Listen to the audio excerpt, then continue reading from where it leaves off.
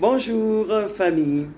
Alors ce 31 mars marque la fin des actions pour la Journée internationale de la femme.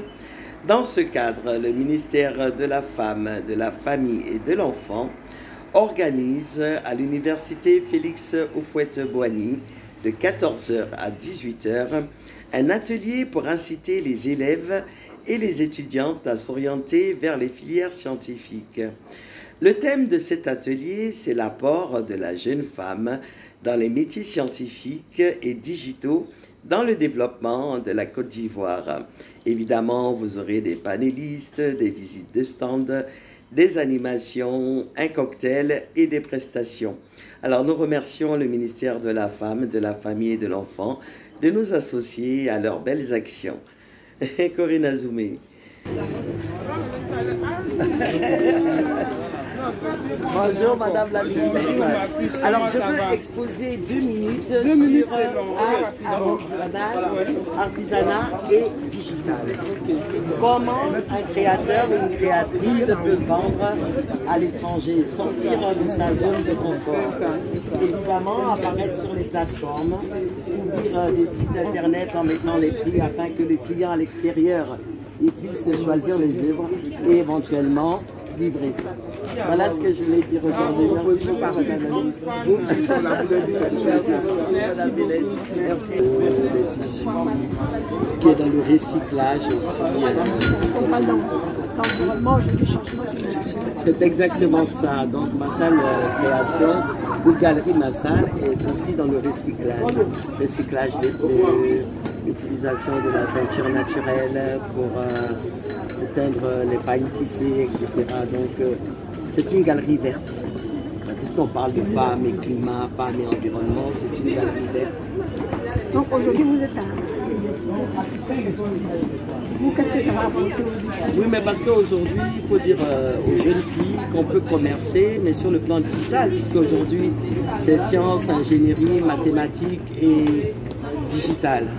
Donc aujourd'hui, on peut être une entreprise artistique et vendre sur les différentes plateformes. Nous nous vendons aux États-Unis, au Bénin, en France, un peu partout dans le monde, parce qu'on a su utiliser les nouvelles technologies pour se faire connaître et pour pouvoir enregistrer les femmes.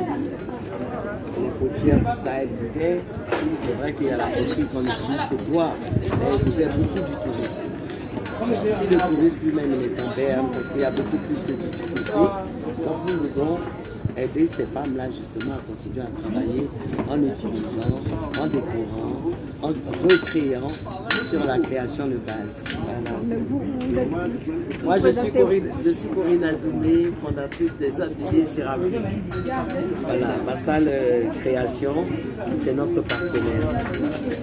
Donc cette année, on a décidé de mettre en avant ma salle création. C'est une jeune créatrice aussi qui est en train de...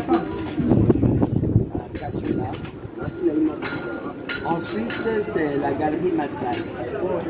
C'est la créatrice, c'est Massal Création. Qui fait donc ses bases originaux. Parce qu'elle-même, elle est d'abord créatrice. Elle est créatrice, elle est styliste d'abord à la base, avant d'être créatrice de tout. Donc on retrouve en fait cette façon de créer, on les retrouve dans l'habillage des bases. Vous avez des coiffes, vous avez des pagnes, vous avez de la peinture, vous avez des strass. Donc voilà. Donc, ça fait office de décoration peut-être? Oui, ça fait office de décoration, mais à la base, qui sont celles qui travaillent? À la base, celles qui travaillent, ce sont les potières. Voilà. Donc, utiliser la matière, utiliser les poteries, les décorer, les habiller, pour que, de façon moderne, ça réentre comme on appelle, dans le quotidien de l'homme, c'est nourrir la science. C'est un domaine un peu qui est un peu aussi depuis le coronavirus aussi qui perd ici. Ici c'est le stand Massal Création avec des poteries à la base qui viennent de Boaké, de Catiola. Alors nous attendons tout de suite la visite de Madame la Ministre dans notre stand. Ah, il ne faut pas que j'oublie mon cachemire.